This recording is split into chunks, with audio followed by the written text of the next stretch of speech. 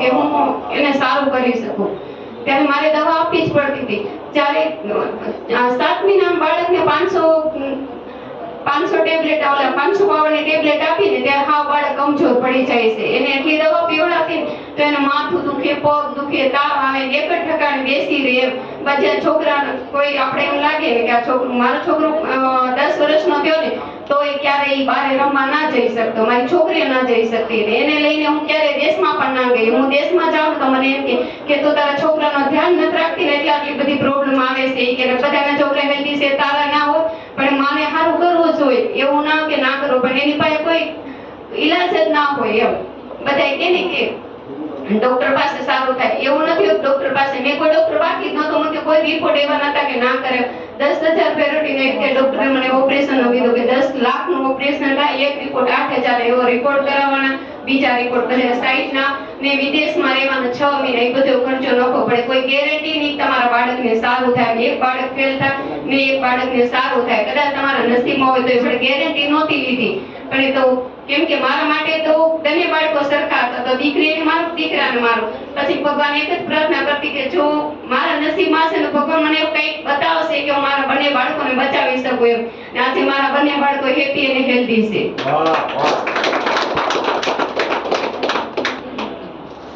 ને આપણે છે ને જો આપણા શરીરનું ધ્યાન નહીં રાખીએ, અત્યારે નહીં રાખીએ તો કોઈ નહીં રાખી દે આપણાને. પણ આપણે થોડાક જાગૃત થાશું ને આપણે જ્યારે થોડુંક વિચારશું ને આપણા માટે, આપણી ફેમિલી પાસે બધું હોય છે, સમય નથી હોતો કોઈની પાસે આપણે મદદ કરવા માટે થઈને, પણ આપણી ખુદની મદદ આપણે ખુદ કરવી પડશે. જો તમે તમારા માટે થોડુંક સારું વિચારશો, સારું ડિસિઝન લેશો કે નહીં આ ન્યુટ્રિશન છે ને બધા માટે બેસ્ટ હશે. હરેક બીમારીનો ઈલાજ હોય ને તો આ ન્યુટ્રિશન જ છે. કોઈ દવા આપણને સારું નથી કરતી. દવા આપણે ઘણી વખતે કે આપણે ચીરોડ આપણા પેટમાં જાય ને તો એક સારું કરે ને તો બીજા બેને ઊભા કરે છે રોગને. ત્યારે હરેક રોગની ઈલાજ આપે છે. એકદમ હેપી છું. અહીંયા આવીને મને ખૂબ મજા આવે છે, કારણ કે અહીંયા આવીને એક તો માઇન્ડ બહુ શાંત રહેશે ને બધાનું સાંભળીને આપણને એમ થાય કે નહીં આપણે એક જ દુખી નથી, આપણે જે વખડા હશે એમ કે છે ને આવી પ્રોબ્લેમ હતી. પણ મને જ્યારે પ્રોબ્લેમ નથી ને ત્યારે મને એમ થતું મને એકને જ છે. પણ ત્યારે કે ને કે કપડા પહેરેલા સાથ છોડી દે ને તો મેં મારા પરિવારને સાથ છોડતા જોયેલો છે.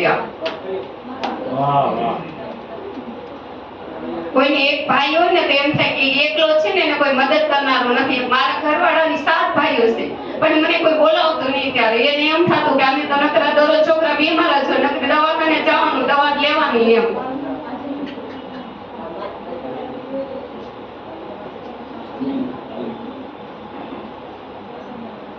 તો જ્યારે આપણી ઉપર કોઈ વિપત આવે ને ત્યારે કોઈ સાથ નથી આવતો. પણ ખરેખરમાં હું તો એમ જ કહું છું કે આપણે ખુદને જાગૃત થવું પડે આપણા માટેથી. આપણે બીમાર પડીએ ને તો આપણા પરિવાર બેથી જ આપણી સેવા કરે, પણ જો ધીમે ધીમે ઈ આપણાથી દૂર થવા મળે, આપણી ઉપર ગુસ્સે થવા મળે, આપણાથી બોલવાનું ઓછું કરી દે, વ્યવહાર ઓછો કરી નાખે છે, તો આપણું આપણે ધ્યાન રાખવાનું છે, કોઈ રાખી નથી દેવાનું. આ ડિસિઝન આપણે ખુદને જ લેવું પડે છે.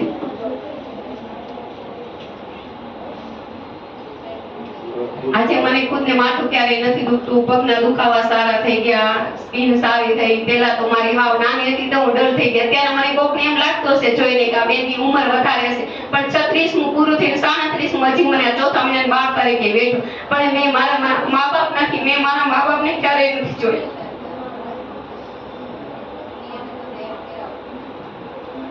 સવા મહિના નથી મારા પપ્પા પાસે થઈ ગયા હતા, સમજોડી ગયા મમ્મી પાસે થઈ ગયા હતા. ને અહીંયા આવીને પછી મારી 17 વર્ષમાં મારા મેરેજ થઈ ગયા હતા. 19 વર્ષથી એક બાળકની માં આવીને આવી તકલીફ આવીને મને કોઈ સાથ ન આપતો.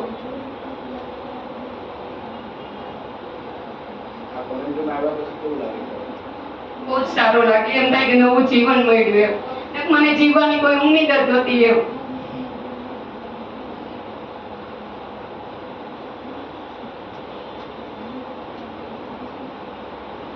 ખરેખરમાં જીવન કેની કે બદલાઈ રહ્યું છે, તો સાચી હકીકત એ જ છે કે જીવન બદલાઈ રહ્યું છે. તમે રાજા જેવો નાસ્તો ને કોમેડીમાં રહેશો ને ખરેખરમાં તમારું જીવન બદલી જશે, તમને ખ્યાલ જ નહીં આવે એમ. તમારી ઓટોમેટિક તમારી અંદર સારા વિચારો આવવા મળશે, સારા વ્યક્તિ તમને બધા દેખાશે.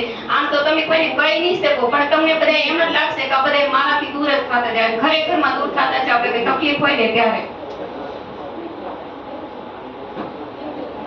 ફાધર ડે હતો ને ત્યારે ઇવેન્ટની અંદર બધા ફાધર ડે ઉજવતા હતા, ત્યારે મને બહુ દુઃખ લાગતું.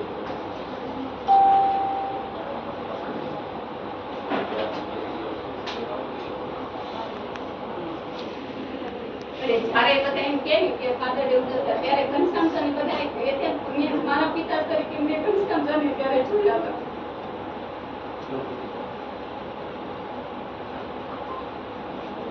આ પરિવાર છે આખો અને એના પર આપણને બધાને એકબીજાની સાથે કોઈને કોઈ એવું લાગે કે મારો પરિવાર છે. ખરેખરમાં પરિવાર જ છો ત્યારે